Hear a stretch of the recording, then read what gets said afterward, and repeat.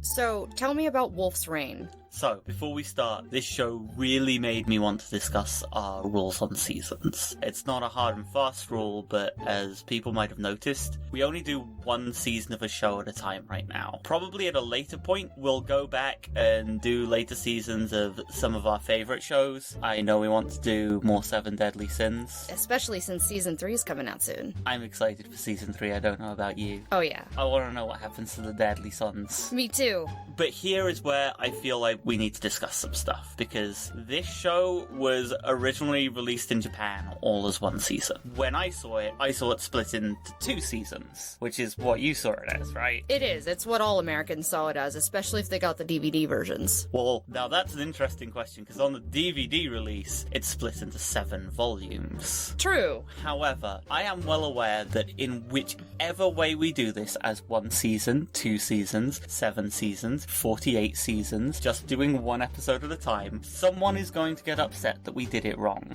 Somebody's gonna get upset anyway. Well, yes. Our audience just get upset about everything. But I feel like if I call it out and explain why now, people can just get mad at my logic rather than getting mad without any basis at all. Flawless. I love it. Okay, now that that's covered, I'm going to be talking about the first 15 or so episodes of this show. If you want us to talk about more episodes than that, then go donate money to our Patreon, link in the description below, because money talks, yo. Seriously, you think we could make this show on YouTube ad revenue with the number of times I mentioned butt fucking? So, we open with the most 90s intro you've ever seen. Oh my god, is it? I love it. Look at all that teenage angst. We haven't seen moping like this since Elfenlied. It's so true. And those beautiful mullets. MacGyver, eat your heart out. And all those sexy leathers. Way hotter than that kitty cat. Definitely. Before we talk about the first episode, I want to talk about Invisible Arms. Why? They're not in this movie. Well, see, because in Elfenlied, I went through the entire episode without mentioning Invisible Arms. And honestly, it did not matter. It really doesn't. It doesn't matter what they're doing in the show. They're just killing people with their minds. It doesn't matter if it's invisible arms or telekinesis or what have you. Honestly, it doesn't matter how they kill them. They could be killing them with their bare hands and it still wouldn't matter. It's true. The show would be no different if people did not have invisible arms. And in this show, you need to know that sometimes angsty teenagers are wolves, or it won't make sense. I mean, I'm pretty sure everybody in the 90s knows this. The kids that had MySpace pages, like all the kids I grew up with in high school thought they were wolves. All the anime, weeboo, all those people. There are still people who probably think they're wolves. Okay, let's talk about episode 1. Okay. Episode 1 starts with a dude called Sumo. Sume. His name is Sume. No, his name is Sumo. No, it's Sume. Stop it. Look, if you disagree with my pronunciation of sumo, I don't care, so sue me. But Mandy, I have to tell you something very important about Sumo. What? His name isn't actually Sumo. I know, it's Sume. No, look, we'll talk about Sumo's real name later. For the minute, he's called Sumo. Okay. I thought you just said he wasn't Sume, though. We'll talk about it later. Okay. So Sumo has a gang, and they steal food for all the local people. Right. But mostly for Sumo, because he keeps half the boxes for himself when they leave. That's really true, he does. Like, there's a scene where there are some crates lying around, and he's just eating all the food out of them. Yeah, there's a lot of them. So they're running through this peculiar facility with boxes of food they stole. Some kid falls to his death, and it's Sumo's fault. It really is. Like, he freaking bites him, and then is surprised when he screams in pain and lets him go. Like, oh my god, I had no idea he was gonna be hurt if I bit him. Sumo is a child murderer, dude. He really is. This scene is really important, by the way, because it's mentioned never again. It's true. They never mentioned that kid ever again. He probably didn't even get a funeral. He's probably still down there, honestly. But then, Sumo meets his new friend, Toby. Toboe? Toby. No. Toby had a friend when he was a wolf, but then he ate her bird and didn't understand why she wouldn't like that. Is that some kind of euphemism? What kind of euphemism would that be? I don't know. Eating her bird? It doesn't sound right. I don't like it. Did he flip her the bird? Maybe. Women don't like it when you eat their bird, but they prefer it when you flip the bird. But Sumo sees Toby and is like, oh, another little child for me to murder. So he invites Toby to come along with him, and they go eat hamburgers. They do go eat hamburgers. Look at that box, Mandy. Look close. That is a giant box full of hamburgers. No way. No, those are giant boxes of hamburger. Did he really just rob a train and steal crates and crates of hamburgers? There's like 1,000 hamburgers in there, Mandy. Oh my god. So that train was just carrying nothing but hamburgers. Yes. So, remember how I said his name wasn't Sumo? Yeah? His name isn't Sumo because he's actually the Hamburglar. I can't. Stop. I can't. No. He, oh my god, he really is the Hamburglar. He risked his life to steal from Ronald McDonald. No, I can't accept this. I can't accept this reality right now. The worst part is when you realize that they split the boxes 50-50 and he took 2 boxes of hamburgers and the other guys took 2 boxes of ketchup packets. I can't. I can't. So, by morning, they've eaten all those hamburgers. Wow. And they decide to move on. There were like 1 million hamburgers in there. How'd they eat them all? I really want to know how the Hamburglar stays so skinny. Me too. I'd say he does keto, but you can't do keto just eating hamburgers. No, you can't. There's bread in that. I guess you could do it just eating hamburgers. Maybe he threw all the bread away. No, he clearly eats the bread in the video. Like, there's footage of it right now. Meanwhile, in a secret underground facility somewhere unknown, probably on an island somewhere, there's a naked girl in a test chamber. She's not naked, though. She's wearing a jumpsuit. I don't know, she looks pretty naked to me. I've never seen her take that jumpsuit off. You think that's just her skin? Yes. You know, this situation seems really familiar. Yeah, it kind of does. I kind of expect her to just kind of walk out and start killing people and chopping their heads off. Kind of waiting for the guy whose job it is to fire cannonballs at her head to give her his tie.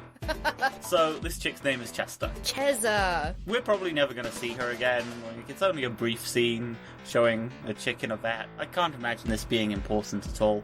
She's like the most important part of the story. No, I'm sure it'll never come up again. Oh my god. So, right now, she's waking up from a nap because 2 wolves got in a fight. So I guess she's like an animal rights activist or something.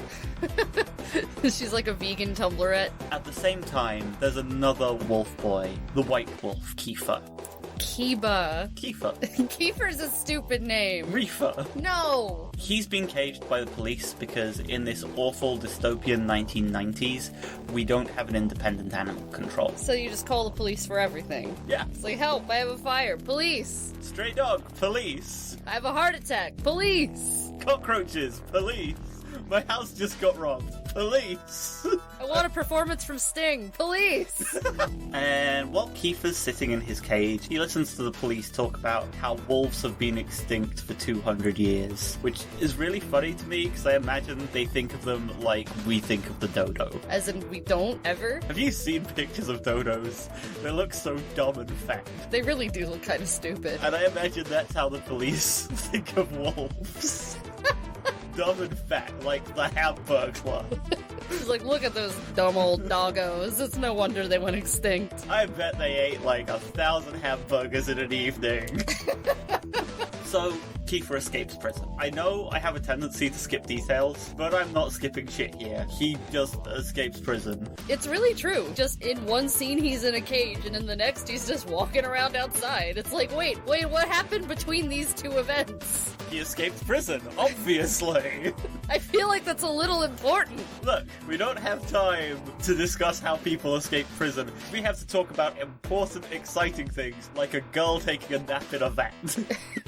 On the way out, Kiefer meets his new friend, Huge. Hige. Look, in my notes, it clearly says Huge. That's not a typo. That's definitely Huge. Huge likes to eat everything. That's probably why he's called Huge. No, but he is kind of fat. It's kind of impressive that this is a memorable fact about him, because he hangs out with the Hamburglar. That's true. And somehow the Hamburglar manages to be much skinnier. He does. The two of them escape from prison together and go meet up with the Hamburglar and Toby, and Kiefer's like, hey, I'm going to paradise, and everyone else is like, sounds like fun, and not like something which needs more explanation at all. Let's go! They really do. They're just on board with it right away. No questions asked. No one asks what paradise is. They're just like, sounds good. No one's like, hey Kiefer, how do you know what paradise is? No one's like, it's okay, I can make it to paradise on my own. Nope. No one's like, hey, do we have a map or a GPS? Nope. Oh wait, this is the 90s. No one has GPS. They're like, do we have a map or... MapQuest? MapQuest? I love this show, but seriously, they need to get better at explaining shit. Yeah, they kind of do. They leave out a lot of really important details. Why are they going where they're going? Just because. They got a feeling that this was where to go. Not enough information. Right. But now, it's time to meet the villain. Oh boy. Dasha shows up and takes Chester away from her secret underground lab. Oh shit. Did I say we would never see her again? Oh, that's right, I lied. I told you. You're probably wondering who Dasha is, though. He's the guy they stole the hamburgers from. Hold on, wait a minute. So he had a train full... Why did he have a train full of hamburgers? Because he's Ronald McDasha. I can't. Also, he has a wolf's eye, because why not? I mean, it's an anime. Anything can happen. Only one, though. That just makes him a main character. Meanwhile, the group are getting chased by Quentin and his dog, Magenta. No, her name is Blue. No, she's not really a blue. She's more of a lilac. No, well, actually, her fur is black, but she got blue eyes. Her name is Blue. She's kind of like a noir. I can't. Maybe she's like an azure. I'm done here. Do you think she might be like an aqua? Stop. Maybe like a marine? It's time to stop.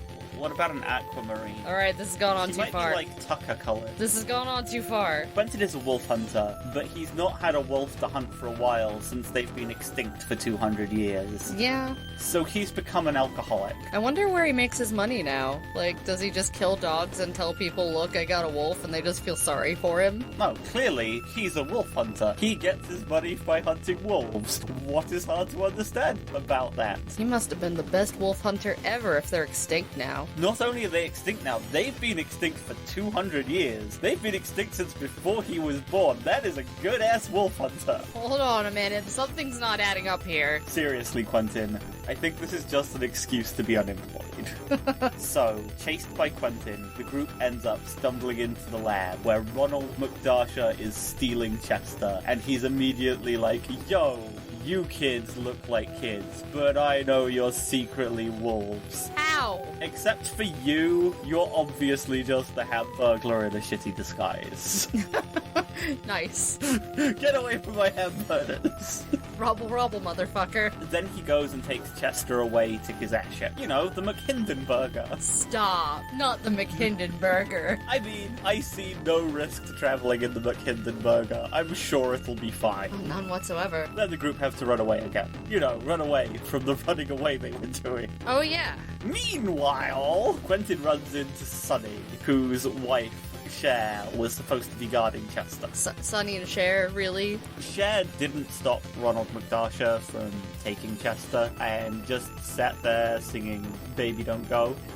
Do you believe in life after love? Yeah, so Quentin shows her husband, Sonny, this scar he got chasing Kiefer and pals, and is like, look, this proves they're wolves pretending to be young boys. What? How? So Sonny is like, dude, wolves don't exist, you're high again. And that's not a scar, we call those butt cracks.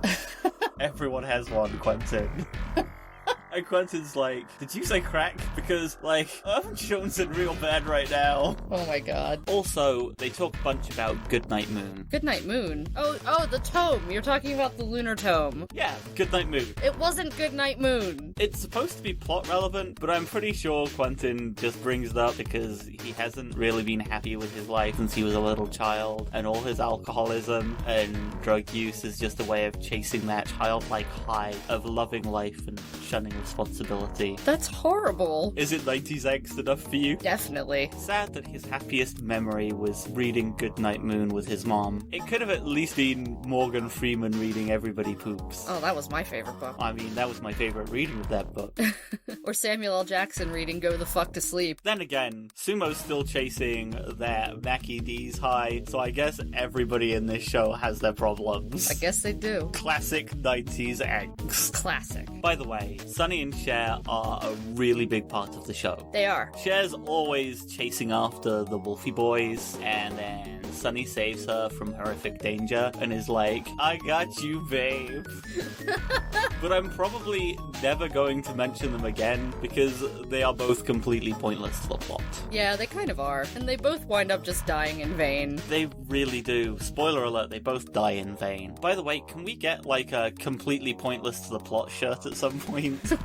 They just kind of follow the protagonists about, not interacting with them and not having any plans for what to do if and when they catch up with them. Yeah. Quentin, on the other hand, I will talk about a ton. He does pretty much the same thing, but he's also a crazy bum who's obsessed with wolves and Goodnight Moon, which is way more valuable to the plot. Kinda. Also because Blue is my kind of bitch. Is that because she's a female dog? Okay, Mandy, I did the inevitable bitch joke. We never have to do one of these again. So, back to the Doggo Boys. So, they go searching for Chester for a while because they think she can help them drink the Kool-Aid and reach paradise. Fortunately, she smells like Luna flowers, so they can follow her wherever she goes. This is a really important plot point because Luna flowers have something to do with paradise. Mandy, is paradise on the moon? Possibly. I mean, the book has a lot to do with the moon turning red, and that's the end of the world. Is paradise in Moonwell Pass? Maybe. They never really specify where paradise is at. Is that where Keens live? Maybe. Maybe they just needed to consult Neil Armstrong instead of some lunar flower bitch. Yeah, but it's harder to follow Neil Armstrong because he doesn't smell like Luna flowers. Anyway, after following her for a few days, they find Ronald McDarsha having an air battle in the Hindenburger, and Chester realizes that with the doggos down below, this is the perfect time to escape. So she steals all the Burgers and jumps out, plummeting to the ground, while Ronald McDarsha waves his fist angrily, vowing that he'll stop those Hamburgling kids next time or something. That's amazing. I really wish that's what happened. That's not far off what happened. So, down on the ground, the Doges meet up with Chester and run away from all the soldiers that are hanging out after the air battle. And Chester opens a magical doorway in some tree root conveniently to necessitate their escape. True story. Deus Ex Machina. I don't think we ever see her do this again, so I assume this isn't a general power she has. She just happened to know there was a magical door in this particular tree. It's true. Talk about fortuitous. What's on the other side of the door? Find out next episode. It's definitely more of those steamed hams everyone's been talking about, though. Either that, or it might be like a link to our Patreon. I mean, Chester is all about deciding what anime we watch next, and the only way she can do that is to become one of our Patreon supporters. She might also be looking to find out what happens in the show before I cover it, so it can be even funnier because she understands what I'm talking about, or at least tries to. There's a link for that in the description below too, along with Facebook, Twitter, Instagram? We don't have an Instagram. LinkedIn? No, we don't have a LinkedIn either. MySpace? MySpace died like years ago, Dylan. MapQuest? MapQuest?